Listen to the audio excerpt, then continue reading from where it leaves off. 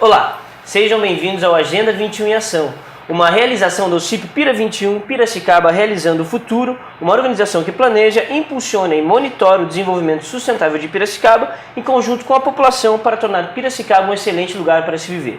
E na edição de hoje vamos falar sobre a dimensão rural. E ninguém melhor do que a professora doutora Marli Terezinha Pereira, da Exalc USP, e secretária técnica do Pira 21. Seja bem-vinda, professora. Obrigada, é um prazer estar com vocês aqui. E também temos aqui a Rosa Moraes, que é secretária do Pira 21 e revisora da Agenda 21 de Piracicaba. Seja bem-vinda, Rosa. Bom, é ótimo estar aqui novamente para falar agora com a nossa especialista da dimensão rural, a nossa autora do capítulo da dimensão rural, que inclusive é uma novidade nessa revisão que nós fizemos da agenda. Sempre tivemos a área rural na Agenda 21, mas inclusive a pedido da professora Marli, esse capítulo se tornou realmente uma dimensão, até em função da importância que a atividade rural tem no nosso município. E aí vem a nossa primeira pergunta. Existe meio uma confusão na cidade em termos de o que é área rural. As pessoas confundem, não conhecem direito a própria legislação que fala o que é a área rural. Professora, esclareça a todos o que é a atividade rural em Piracicaba. Realmente é uma pergunta bastante complexa, né? Pela dificuldade que as pessoas têm, não é apenas em Piracicaba, mas aí isso ocorre no Brasil como um todo, de ter o conceito correto, né? O que significa o rural e o que significa o urbano. E tanto quando você fala da questão, né, das nossas agendas aí, né, do planejamento estratégico do município, a gente sempre observa que nós estávamos incorrendo no erro de considerar, né, a questão, porque tem uma diferença entre rural e agrícola, isso que a gente também tem que pensar. Não é apenas a questão, né, da área rural como um todo. Então, quando eu falo desenvolvimento agrícola, eu estou pensando em quê? Eu estou pensando no aumento de produção e produtividade. Eu não estou pensando em pessoas, eu não estou pensando em qualidade de vida, que é o que acrescenta quando você passa a usar esse conceito mais amplo de desenvolvimento rural, né? Porque nesse conceito, sim, eu estou preocupada com aqueles que também moram lá no campo, né? Então, e tanto que você lembra que quando nós fomos discutir, né, a estrutura da agenda, eu procurei o rural e falei, mas onde que está, né? Então, o que nós temos que pensar é isso, o município, né, é igual urbano mais rural. Então, quando eu falo cidade, eu estou me referindo à parte urbana do município. E as pessoas confundem isso, né? E esse problema também é bastante, Rosa, é que imagine quando isso se passa, então, né, com relação aos nossos legisladores, né, aos nossos executores de políticas públicas, quando você não tem a conceituação correta e a legislação que envolve esses dois locais. Certo. E um dos problemas que a gente tem, que eu vejo assim que no nossa Agenda 21 até ganhou o status de dimensão, que é o status justus da atividade rural em Piracicaba, a gente tem visto uma invasão, né? A área urbana cada vez mais está invadindo a área rural e até a própria legislação, atividades que antes eram essencialmente agrícolas, por questões de legislação, perderam os benefícios da atividade rural por conta de legislação urbana. Sim. Conta pra gente os problemas e como a gente poderia até solucionar essa questão. O que acontece, vamos voltar lá no passado. Então, o que nós tínhamos? Houve um momento em Piracicaba, ele teve bem essa questão do êxodo rural, foi muito forte, né? Então, nós tivemos um esvaziamento do campo, nós que temos a 19ª extensão rural no estado, né? Nós vimos o campo exatamente esvaziando. Quer dizer, o pessoal imaginando a falta, né, de qualidade de vida na área rural, né? E aí a mídia também colocando tudo aquilo que a cidade nos oferece. É próprio do ser humano, né? Então eu quero ir para onde eu acho que eu vou ter essa qualidade de vida. Então aí que começa todo esse êxodo, em busca de emprego, em busca de moradia, né? E que eu chamo assim, quer dizer, para ser feliz, né? Então eu preciso morar na cidade para ser feliz. E com isso o que aconteceu? A cidade, primeiro, ela não tinha estrutura para atender todo esse contingente que vinha, né? A educação também, né? O sistema educacional da área rural também é bastante falho. As pessoas também, para competir, né, para um mercado, uma ocupação no mercado urbano, não é fácil. Então era uma outra questão. Também começaram a questão, né, de que os aluguéis caros, ou comprar uma casa era caro.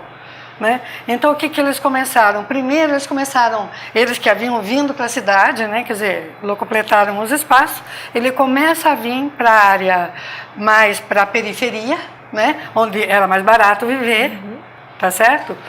E tanto que aí se cria um fenômeno, a gente tem até esse estudo para Piracicaba, que é a nossa agricultura periurbana.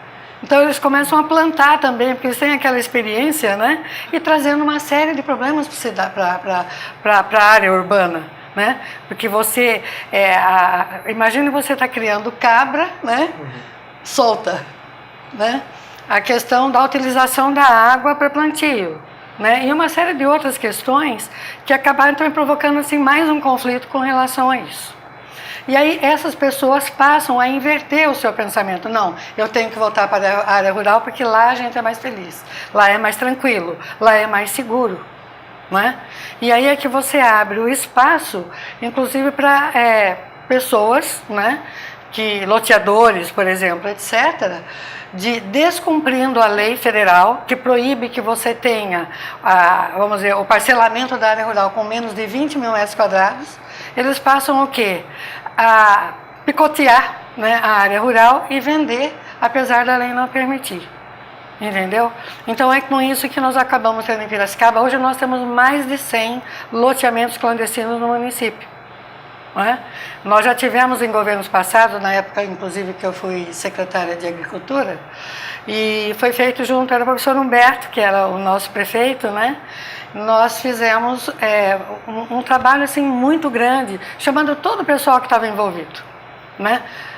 Os loteadores, mesmo o pessoal da área rural também, esclarecendo qual era a lei, e chamando inclusive SEMAI, chamando o pessoal, né, da Força e Luz, para dizer, vocês não podem implantar água e luz se não tiver aprovado pela prefeitura. Porque antes não se fazia isso. Então, a pessoa chegava lá, entrava na ilusão, fazia contrato de gaveta e eles nunca vão poder ter a escritura. Esse fenômeno é tão complicado que não é só em Piracicaba, como eu falei, que o prefeito, inclusive, ele também acaba sendo, com relação à lei, ela vai atingir o prefeito também. Então a gente tem vários municípios já que estão transformando o município em 100% urbano. Porque a legislação urbana, o uso e ocupação do solo urbano é diferente, né? De uso e ocupação de solo rural. Então os prefeitos falaram, não, é mais fácil, com uma penada transforma tudo. E aí o que acontece? Né? E aí vem essa questão de qual é o papel do rural no desenvolvimento do município, do estado e do país. E professora Marli, diante de toda essa situação, o que nós poderíamos fazer para estimular a agricultura familiar aqui no município de Piracicaba? Então, a agricultura familiar, veja, se você vê no Brasil hoje, 90% das propriedades, né, no Brasil, elas são de agricultura familiar. O que é uma agricultura familiar? É aquela, né, que ela tem uma área no máximo de 4 módulos fiscais. O módulo fiscal, cada município tem um. Então, por exemplo, o módulo fiscal de Piracicaba é de 10 hectares. Então ele pode ter no máximo 4. Então só é agricultor familiar aquele que tem até 4 módulos fiscais, né? E tem uma renda, né, anual bruta, né, da produção e outras atividades que ele possa ter, que seja no máximo de R$360 mil, né, no ano, essa renda bruta. Então isso caracteriza, né? O produtor familiar, a especificidade dele é o quê? Produzir alimentos. Então, 80% do alimento que chega na mesa do brasileiro, né, vem da agricultura familiar. Né? Enquanto que o agronegócio empresarial são mais as commodities, né, exportação, etc. Não que ele não tenha um papel, mas bem mais reduzido com relação à produção de alimentos. Então, Piracicaba, nós temos hoje, primeiro a população rural de Piracicaba é 1,23%, para você ter ideia. Esvaziou, né? E continua se nós não tomarmos providência, né? Por quê? Aí vem aquilo que você perguntou, como que a gente faz? Primeiro, você tem que dar condição de vida para ele lá. Saúde, educação, né? Estrada, né? E valorização, porque o meio urbano, ele estigmatiza o rural. O rural é o caipira, né? Então, isso também, quer dizer, é uma questão de você aumentar também essa autoestima deles. Tanto que por isso que o jovem não quer ficar. Né? Então você vai, como que eu vou aumentar? O que nós precisamos é ter políticas que valorizem isso, que deem o mesmo direito de qualidade de vida na área rural que nós damos ao cidadão urbano, né? E outra coisa, que é um problema seríssimo, que é fazer com que todos os organismos que trabalham com agricultura familiar, com assistência técnica e extensão rural, trabalhem conjuntamente. Então, em Piracicaba, nós temos a Secretaria Municipal da Agricultura, nós temos a CAT, né, que é do Estado, a Casa da Agricultura, a Casa do Produtor Rural, né, que fica na Exalc, e que é um resultado também, né, da Agenda 21. Quer dizer, fazer um trabalho, planejar conjuntamente. Então, quer dizer, cada um vai ter o seu papel, cada um vai ter a mesma linguagem, e eu acho que a gente vai ter um resultado melhor. Mas hoje é cada um no seu quadrado, quer dizer, cada um trabalha no seu plano. Né? Então, tudo isso, se nós fizermos, e com todas as políticas públicas que a gente tem de apoio, eu não tenho dúvida que nós conseguimos começar a retomar essa questão de aumentar, né? De fazer com que viver no campo, produzir é bom, entendeu? Professora Marli, retomando essa questão dessa divisória, né? Existe uma divisória cinza entre o perímetro urbano e o perímetro rural, inclusive até por conta dessa expansão da área urbana, nós temos um número muito pequeno de produtores hoje aqui em Piracicaba, pouco mais de 200 produtores dessa produção da agricultura familiar. E aí eu gostaria de saber o que acontece, por que houve essa invasão, inclusive prejudicando esses produtores em termos de impostos e benefícios que eles poderiam ter. Basicamente é uma coisa, é o desconhecimento da lei. Eu preciso entender o que é rural e eu preciso entender o que é urbano. Como é que a gente sabe isso? O IBGE, quando ele vai fazer, né, levantar a população urbana e rural, ele utiliza o quê? O perímetro urbano. O perímetro urbano do município é estabelecido, né, pela prefeitura municipal e tem que ser aprovada pelos vereadores. Acontece que se você não sabe, né, exatamente, não valoriza qual é a importância dessa questão da legislação e do modo de vida, né, de cada um desses setores, e nós tivermos uma lógica de expansão urbana, de achar que o rural é o que sobra do urbano, ele não tem importância, e continua aumentando, é o que aconteceu aqui em Piracicaba. Nós tivemos várias vezes, nós tivemos o aumento, né, do perímetro urbano do município. E o mais recente, só vou dar como exemplo, que aí responde a sua questão, foi o que aconteceu, por exemplo, com o nosso Cinturão Verde, ali no Marins. De repente, o pessoal lá do Marins dormiu rural e acordou urbano, né?